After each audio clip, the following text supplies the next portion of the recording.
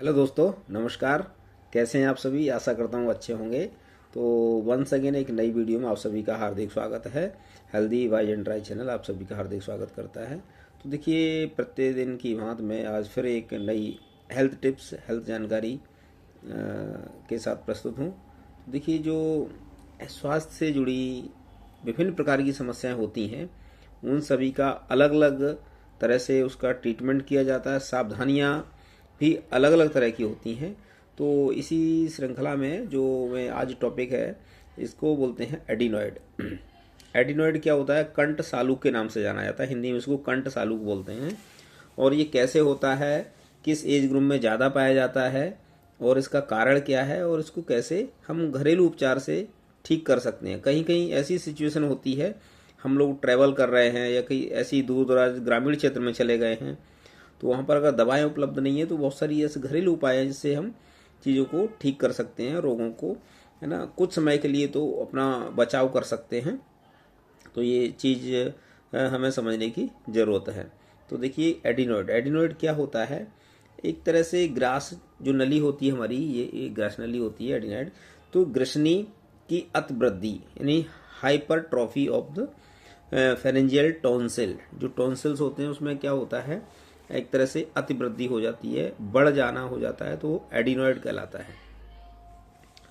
अब ये किस में होता है, ये इसका कार्य क्या है, खासकर इसके रोग के लक्षण क्या है ना। खासकर ये बच्चों में पाया जाता है, और प्राय मतलब मुख्यतः 3 से 7 साल के जो बच्चे होते हैं, आमतौर पर इस तरह के बच्चों में, इस एज ग्रुप के बच्चों में अधिक एडिनॉइड होने की संभावना होती है। बड़े लोगों में भी होता है, बट उसमें ये संभावना कम रहती है। लड़का हो या लड़की, दोनों में समान रूप से ये हो सकता है। किसी किसी में आनुवंशिक कारण भी होता है। वो कभी कभी क्या होता है, कुछ लोग ठंडी जगहों पर चले जाते हैं, तो वहाँ पर ठंड मौसम की वजह से, मौसम के बदलाव की वजह से भी ये एडिनॉइड हो सकता है। इसमें क्या है, तीव्र मतलब तरीके से, यानी इसे एक संक्रमण भी हो जाता है। और श्वसन जो तंत्र होता है हमारा, ऊपरी जो भाग होता है, उसमें एक तरह से बार बार छींक आना, एलर्जिक लक्षण रहना, इस तरह सा इसमें होता है। और बच्चा मतलब अनकम्फर्ट वो फील करेगा। तो इसमें और क्या है, इसके अलावा इसमें हमें क्या करना चाहिए, नाक से क्या कुछ श्राव निकलता रहता है ना, वो भी प्रॉब्लम करता है। बच्चा एनेमिक भी हो सकता है, दुर्बल हो सकता है। ये सारी चीज़ें हैं, इसके लक्षण होते हैं। तो ये सब, छाती चपटी हो जाती है, सटे हुए दांत अथवा एक दूसरे से चढ़ जाते हैं, ये सब इसके लक्षण होते हैं। अब इसको क्या है, हम इसको ठीक कैसे करें? लक्षण तो हो गया, ये उपाय हो गया, हमें समाधान की तरफ जाना है।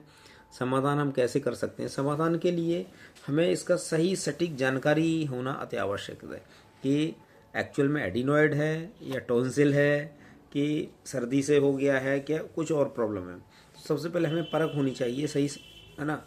तो इसमें क्या होगा, एक मेडिकल जो ट्रीटमेंट करते हैं, तो गर्म पानी या गुनगुना पानी इसके लिए बहुत फ़ायदा करता है। और भाप अगर दे रहे हैं तो और अच्छा है, भाप से थोड़ा सा आराम मिलता है, और गले के अंदर तक का संक्रमण कम होता है और राहत मिलती है। एंटीबायोटिक भी दिया जा सकता है, इसमें एंटीबायोटिक ले सकते हैं। और इसके अलावा कुछ ऐसी चीज़ें हैं जो कि उसको अपनी ग्रास नली को सिकोड़ने वाला जो काम करती हैं, उसमें जैसे ना ये सब करने, रक्त वाहिनी सिकोड़ने वाली जो औषधि है इसमें डाल सकते हैं।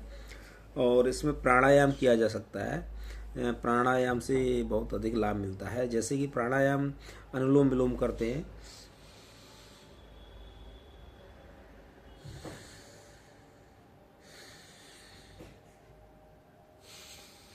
इस तरह से प्राणायाम यदि करते हैं, इसको कम से कम 10 बार करिए। एक तरफ से श्वास को लेना है, दूसरी तरफ निकालना है, दूसरी तरफ लेना है, एक तरफ निकालना है। तो अल्टरनेट वाइस वर्सा इसको करते रहना है। इसको कम से कम 10 बार करिए। और थोड़ा जो हम सांस लेते हैं, ऑक्सीजन लेते हैं, उसमें हमको थोड़ा स्टे करना है, सांस को कुछ समय के लिए रोकना है। रोकने से क्या होता है, हमारे लंग्स हैं थोड़ा काफ़ी एक्सटेंड होते हैं, उनके एल्वलाई एक्सटेंड होते हैं, और काफ़ी मात्रा में ऑक्सीजन जाती है, इससे राहत मिलती है। और साथ ही साथ क्या है, हमें अपना बचाव भी रखना है, सर्दी से बचाव रखना है, हाइजीन मेंटेन करना है, ये सब चीज़ें हैं। वक्त अगर इसको हम मेंटेन नहीं करते हैं तो ये कष्टदायक होता है। अगर मेडिसिनल चीज़ें अगर यूज़ करना है तो फिर एंटीबायोटिक ले सकते हैं, आइसोनेक्स करके, ईसोकिन करके, ये सब इस तरह की टैबलेट होती हैं। और डॉक्टर की सलाह से हमेशा दवाइयाँ लीजिए, अपने नज़दीकी डॉक्टर से दिखाइए। इससे क्या होगा, हमको सही सटीक उपचार मिल पाएगा। ये हम उसके इसलिए बता रहे हैं ताकि हमको सही जानकारी मिल पाए, सही हमको सलाह मिल पाए इस तरह से। और विभिन्न प्रकार के रोग होते हैं जिससे हमको कन्फ्यूजन ना रहे, तो हमको सही रास्ता मिल जाए। तो बस हमारा एडिनोइड के बारे में, जब ज़्यादा ही ये प्रॉब्लम कष्टदायक होता है तो बाद में सर्जरी भी करनी पड़ती है, तो उस और सर्जिकल प्रोसीजर होता है, तो इसका ऑपरेशन करके फिर एडिनोइड का सही उपचार हो जाता है।